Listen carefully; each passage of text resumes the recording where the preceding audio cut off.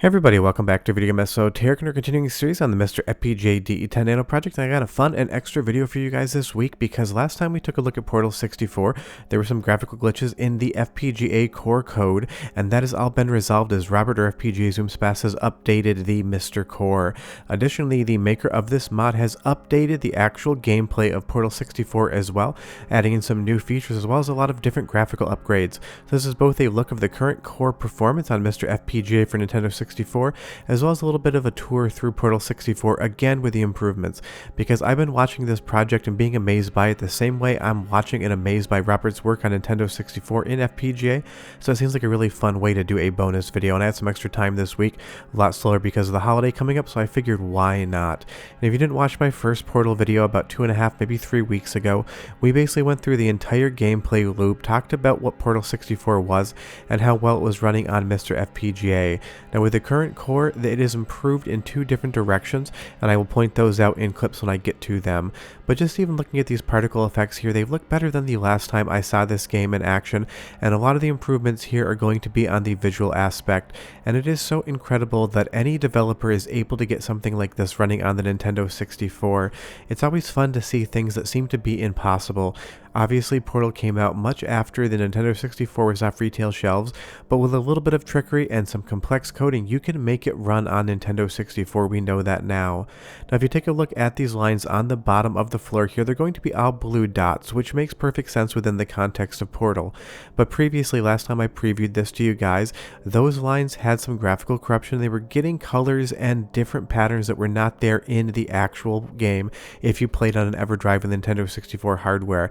That is 100% resolved today, and it looks so much better on the current core, and that's where Robert kind of is in that bug fixing stage until we get stuff like TLB, because while the core runs so well and so many games are playable, neither the CPU, RSP, or RDP are 100% strung together bug free, so you're going to be seeing more of those type of bug fixes as we move around. But it's so impressive that the Nintendo 64 core can handle something like this, let alone base Nintendo 64 hardware, because this is pushing the hardware to its maximum limit as far as doing math and other things are concerned. Objects have collision, they have momentum, and it just is more complex than a Nintendo 64 game you would have seen had it come out in retail time. And I do like the dithering look over the core as well with those VI implementations. It does give everything a nice even look versus there being any sort of color banding. It really does look like real Nintendo 64 footage of a game that came out in the late 90s or early 2000s from Valve. It would have been interesting if Portal actually came out that long ago and something like Half-Life ran on the Nintendo 64. It would have been an earlier generation, but it would have been really interesting to see something like that happen. And Portal 64 makes me think maybe Half-Life 64 will be actually happening one day. But if you take a look at some of the geometry here, it's a little hard to see right now, but it is definitely improved in spots, and the biggest one is going to be the actual portals in and of themselves. Take a look at the portal that's going to be shot right here, and big thanks to Andy D for helping with the footage on this. He's a huge Portal 64 fan. But if you take a look at the portal here, it's near to a perfect circle, or about as close as the Nintendo 64 could get with geometry. And if we move back over to the 0.12 revision, not only is the portal gun in and of itself less impressive with no transparencies, but the portal also looks like more of a triangle than it does a circle. So that is a massive improvement. But take a look at the portal gun in and of itself. You can see that transparent chamber going through the gun. It has just been improved, and that's what you're going to find here. So many visual improvements on this new version of Portal 64. And if you're wondering, and if I haven't put it in the title, it is 0.13, which means there's still a lot to go. And leave me a comment down below and tell me if you're enjoying these Portal updates. It's a lot of fun for me to talk about these new experiences because you've realized that the Nintendo 64 has a lot more life in it. Outside of being an FPGA device on MiSTer, there's developers working on new games and working on ports of games like Portal, and it's just wild to see in 2023 something like this that doesn't exist running on hardware that is coded together in FPGA. And I will say the GLaDOS sound samples seem clearer as well, so go ahead and listen, and I'll be right back. At the Enrichment Center, we promise never to value your safety above your unique ideas and creativity. However, do not destroy vital testing apparatus. Please proceed to the chamber lock. Mind the gap. Vital testing apparatus destroyed. Well done. Remember, the Aperture Science Bring Your Daughter to Work Day is the perfect time to have her tested. The sound effects, the audio voiceover, and all that ephemeral machine audio underneath the actual Portal 64 sound much clearer in this current revision. Last time I did hear some pops and clicks in there, and that seems to be completely patched up. And as we move further into the game, it just doesn't seem like this should be possible, and that's what I love talking about on this channel. Experiences that you don't think should work. Portal 64 on paper sounds like something that the Nintendo 64 hardware just couldn't keep track of, dealing with all of the real-time math and the trickery involved in putting a portal through a wall and walking through that portal into a new area in the map is mind-blowing, even if you think about it in the context of when it first came out. When people saw Portals, they'd never really seen anything like it before, and the gaming press and fans were blown away by the technology when it released on PC. So the idea that you could actually backport that to the Nintendo 64 and make it work in the same gameplay context, it's just a wild feat of coding, and it's not like the Nintendo 64 is the easiest hardware to code for either. If you wanted to bring Portal to something, the easiest documented console would probably be the PlayStation 1. Sure, it doesn't have the hardware, but it's definitely going to have the biggest base of support.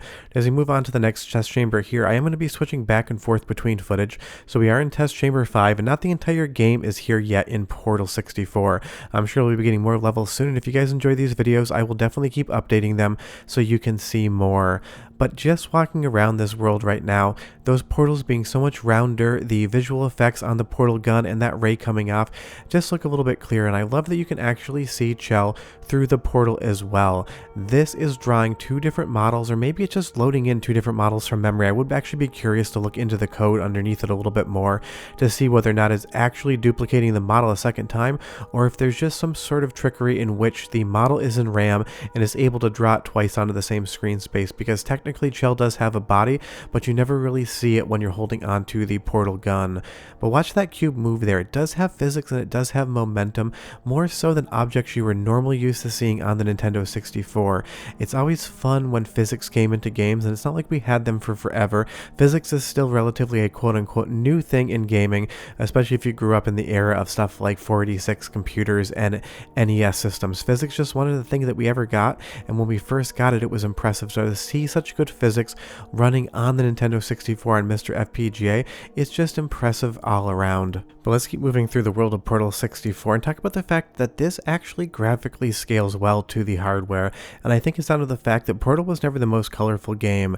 This is working to the Nintendo 64's strength in hardware and visual presentation, and it's probably a really smart idea to translate something like Portal 64 to the Nintendo 64, because it just does work in a colorway perspective. But that fizzling effect right there, trying to bring the security camera through that little gate at the end, it is just impressive. It's basically a transparency with some dithering on top in real time, or at least that's what it looks like to me. But even the elevators here, some of the geometry has been improved since the last time, but this is 0.13 right now, and very quickly we're going to move over to 0.12. But look at the portal on the ceiling, see the roundness of that there, and as we come back in and create another portal, again you're going to see that there's a completely different geometry and it's much less complex. Sure, you don't get a huge look at it, but if you take a look closely at the portals, you're going to see it looks like it's made out of 8 lines trying to create a circle, and in something like that you're going to have to probably have more polygons on screen at once to be able to make that roundness, and that is going to tax the hardware. Every single polygon you put on screen is going to go against that rendering budget, and like every bit of hardware, there's only going to be so much horsepower overhead you can use until you start dropping frames and slowing the game down. And that's the other thing about Portal 64. It is running at a really nice frame rate, and it seems like it might be running ever so slightly smoother on the 0.13 revision that I am playing here today. And if you haven't checked out Portal 64 yet, I can't recommend you do it enough. No, it is not finished. There's only about 12 to 13 test chambers in the entire game, but what is here is just so much fun to play, and honestly, having played around with this in my spare time, talking to Andy D about it, this may actually be my new favorite way to play Portal. But look at Chell down there falling through that gate in real time. It's just crazy to see, and again, another visual improvement on the Nintendo 64 FPGA core is this track also used to have some orange color and other effects that weren't there on real hardware if you pop this ROM into your EverDrive. It's just cool. That's why I make these videos. It's not necessary for me to update this every single time a new version of Portal comes out, but it makes me excited to see all of this new work, and I love showcasing it even if I'm not the biggest channel to talk about stuff like this. This is the type of work that should be applauded and lauded because it's more fun for you to have, and it's also just a masterclass in technical coding to be able to make something like this work. It's the Nintendo 64 N64 impossible core with what seems like an impossible port of Portal to that hardware, and I just love to see it. And I can't wait to see what other new innovations come to both MiSTer FPGA as well as Portal 64, because this is not a finished product. And if you do want to keep seeing updates, just tell me down below, and next time we get another version, if it fundamentally changes some things, I'll definitely talk about it. But these two things are shaping up incredibly well. The MiSTer FPGA core has close to 90% playability as far as the North American library is concerned, and that is just wild, and I'm sure TLB is going to be coming soon. But short of that, have a great Thanksgiving weekend if I don't hear from you on the Nintendo 64 front before then, but I had some spare time and you got some more Portal. There's more capture after this, so enjoy it. Bye bye.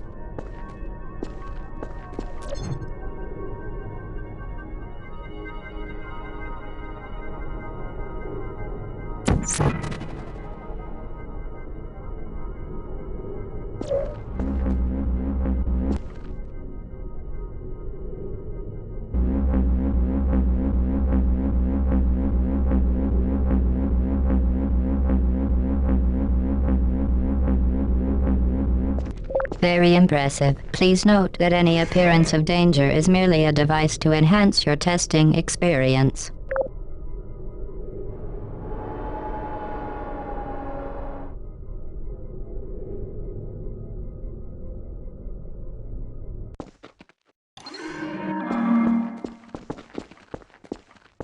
The Enrichment Center regrets to inform you that this next test is impossible.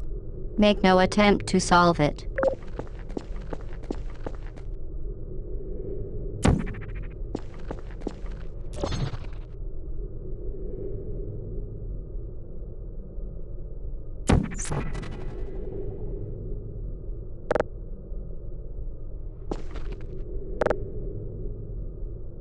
The Enrichment Center apologizes for this clearly broken test chamber.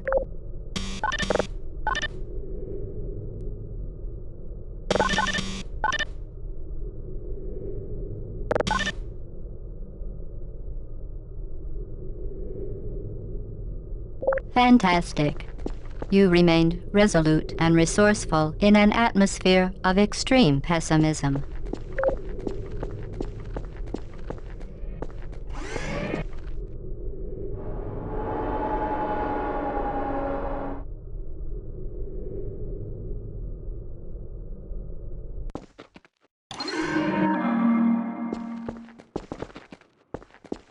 Hello again. To reiterate previous warning, momentum. To ensure the safe performance of all authorized activities, do not destroy vital testing apparatus.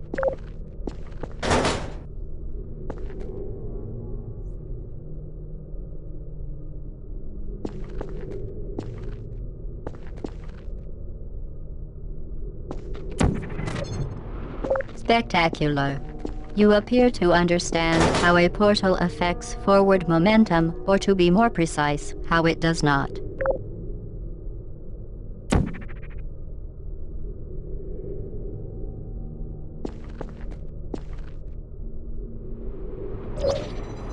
Momentum, a function of mass and velocity, is conserved between portals. In layman's terms, speedy thing goes in, speedy thing comes out.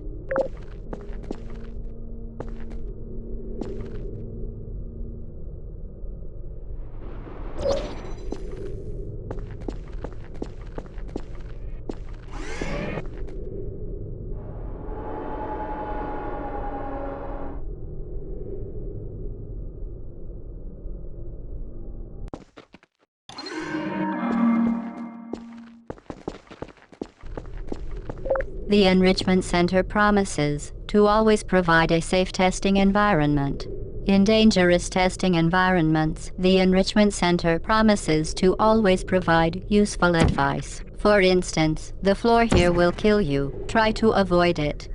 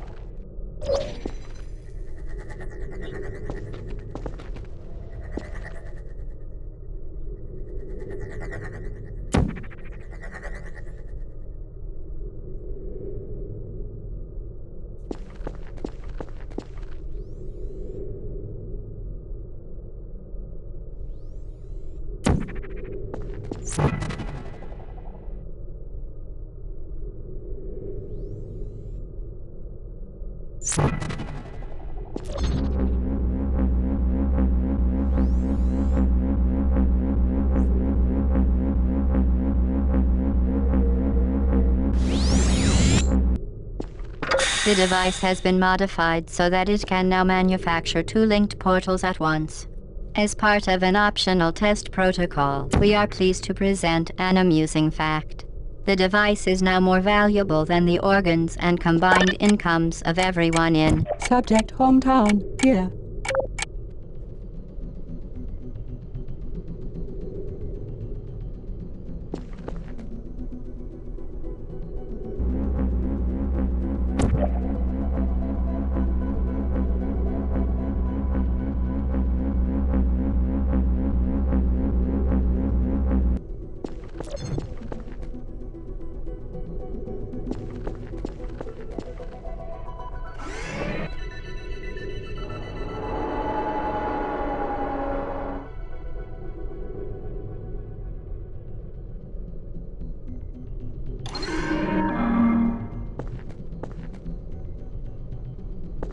Get ready, fling yourself. Fling into space.